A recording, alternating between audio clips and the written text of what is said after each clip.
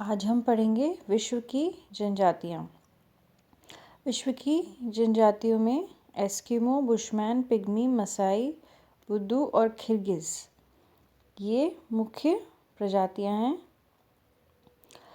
इसका अर्थ इस प्रकार से है: जंगलों और पहाड़ी स्थानों में रहने वाली जातियाँ।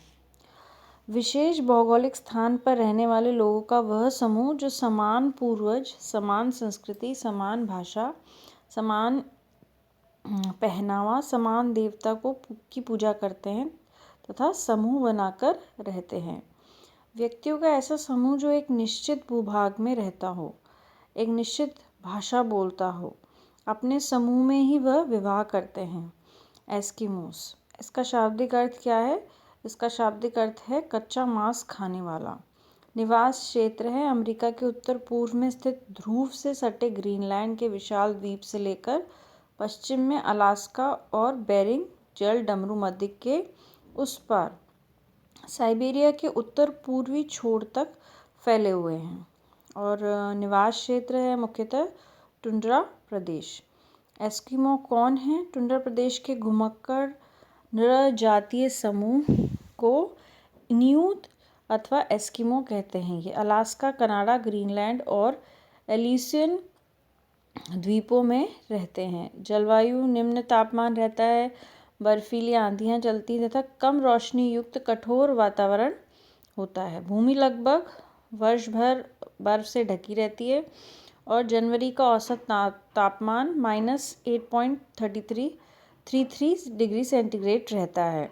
ग्रीष्म ऋतु में तापमान लगभग 10 डिग्री सेंटीग्रेड रहता है और वर्षा का नितांत अभाव, किंतु काई, लिचन आदि सूक्ष्म वनस्पति पाई जाती है।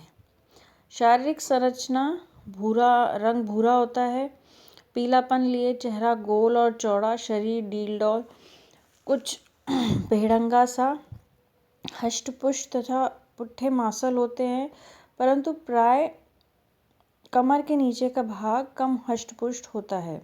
आँखें काली, छोटी, नाक चपटी, गाल गोल, जबड़े भारी और बाल पूर्णतः काले, कड़े और सीधे होते हैं।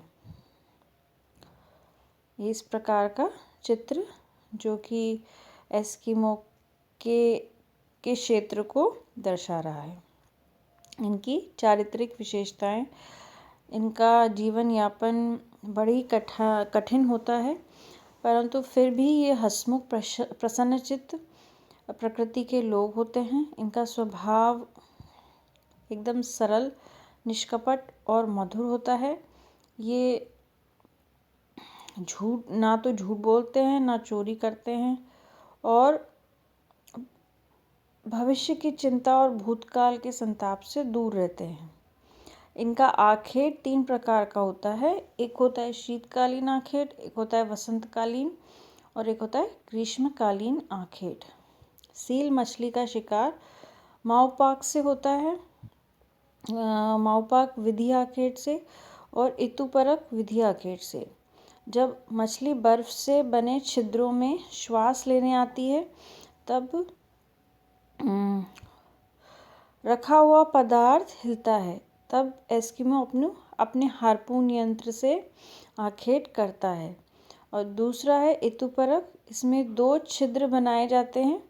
एक और एक व्यक्ति सील को खोजता है, दूसरा व्यक्ति हार्पून लिए खड़ा रहता है, जो संकेत को प्राप्त करते ही सील को मार देता है। बसंतकालीन आखेट उत्तक कहते हैं इसे। मार्च में बड़े दिनों में सील मछली का शिकार होता है। शिकारी कुत्तों के साथ सील मछली का शिकार, कैरबू, कस्तूरी बैल का शिकार। इस ऋतु में चमड़े से बनी नाव क्याक का इस्तेमाल किया जाता है। ग्रीष्मकालीन आखेट बर्फ पिघल रही होती है, विविध प्रकार की वनस्पतियां अंकुरित हो जाती हैं। इन्हें खाने के लिए कैरबू व अमेरिकी रेनडियर के विशाल झुंडियां आते हैं और इन्हीं कुत्तों की सहायता से शिकार कर लिया जाता है।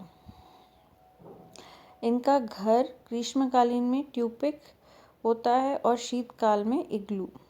बर्फ़ की शिलाओं को काट काट कर कुंभदाकार नुमा घर इग्लू से एक लंबा सुरंग नुमा मार्ग बाहर जाने व अंदर आने के लिए बनाया जाता है, जिसमें शरीर के बल रेंगकर ही अंदर जाया जा सकता है। बाहर की प्रचंड शीतकालीन हवाएं अंदर प्रवेश न कर सकें। अंदर का भाग अंदर का भाग बेहद गर्म होता है। रोशनी के लिए जानवरों की चर्बी को जलाया जाता है।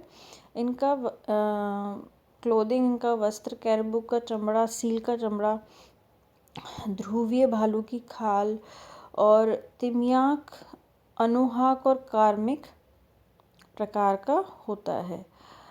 स्त्रियों भी पुरुषों के समान ही वस्त्र पहनती हैं। इनके यंत्र कयाक, उमियाक, हारपून और स्लेज गाड़ी इस्तेमाल की जाती है। इनका पितृवंशीय समाज है। सबसे अधिक आयु के पुरुष को सर्वाधिक सम्मान दिया जाता है। यह व्यक्ति उत्सवों और समारोह पर अध्यक्षता करता है। यह मछली पकड़ने का स्थान भी चयन करता है। परिवारों के लिए उचित स्थान निश्चित करता है। शिकार सामग्री उस वक्त पुरुष को सौंप दी जाती है, उसकी पत्नी उसका बंटवारा करती है।